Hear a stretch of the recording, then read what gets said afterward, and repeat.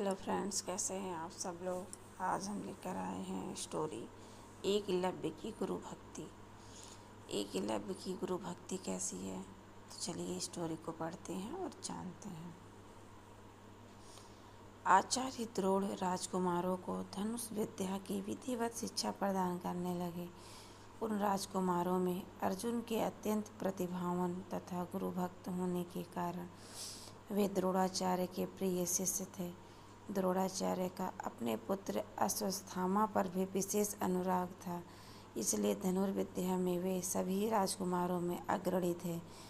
किंतु अर्जुन अश्वत्थामा से भी अधिक प्रतिभावान थे।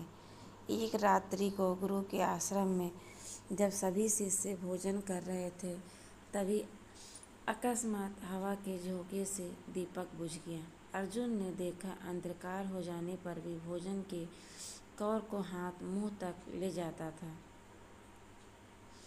इस घटना से उन्हें यह समझ में आया कि निशाना लगाने के लिए प्रकाश से अधिक अभ्यास की आवश्यकता है, और वे रात्रि के अंधकार में निशाना लगाने का अभ्यास करना आरंभ कर दिया।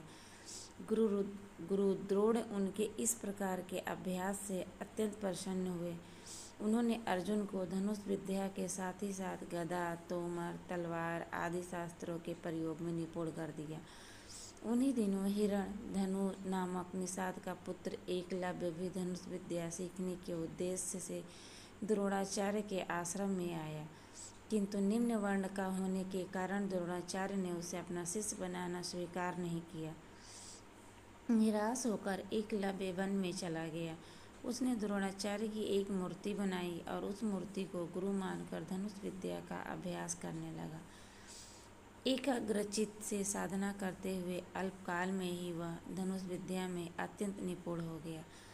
एक दिन सारे राजकुमार गुरु द्रोण के साथ आखेट के लिए उसी वन में गए, जहाँ पर एकलव्य आश्रम बनाकर धनुष विद्या का अभ्यास कर रहा था। राजकुमारों का कुत्ता भटककर एकलव्य के आश्रम में जा पहुंचा। एकलव्य को देखकर वह भौंकने लगा। इससे क्रोधित होकर एकलव्य ने उस कुत्ते पर अपना बाण चलाकर उसके मुंह को बाणों से भर दिया। एकलव्य ने इस कौशल से बाण चलाए थे कि कुत्ते को किसी प्रकार की चोट नहीं लगी, किंतु बाणों से विंध जाने के कारण उसका भौंकना बंद हो गया।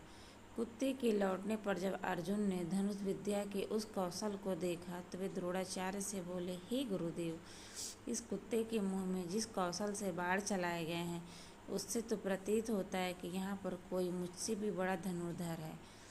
अपने सभी शिष्यों को लेकर द्रोणाचार्य एकलव्य के पास पहुँचे और पूछे, हे वत्स, क्या वे बाण तुम्ही ने चलाए हैं?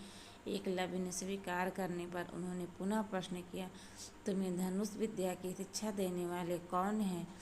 एकलव्य ने उत्तर दिया, गुरुदेव, मैंने तो आपको ही गुरु स्वीकार करके धनुष विद्या सीखी है। इतना कहकर उसने द्रोणाचार्य की उनकी मूर्ति के समक्ष ले जाकर खड़ा कर दिया।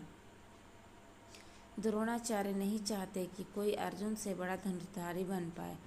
वे एकलव्य से बोले, यदि मैं तुम्हारा गुरु हूँ तो तुम्हें मुझको गुरु दक्षिणा देनी होगी। एकलव्य बोला, गुरुदेव, गुरु दक्षिणा के रूप में आप जो भी मांगेंगे मैं देने के लिए तैयार हूँ। इस पर द्रोणाचार्य ने एकलव्य से गुरु दक्षिणा के रूप में उससे दाहिने हाथ के अंगूठे की मांग की। एकलव्य ने सहर्ष अपना अंगूठा दे दिया। इस प्रकार एकलव्य अपने हाथ से धनुष चलाने में असमर्थ हो गया तो अपने पैरों से धनुष चलाने का अभ्यास करना आरंभ कर दिया। धन्यवाद।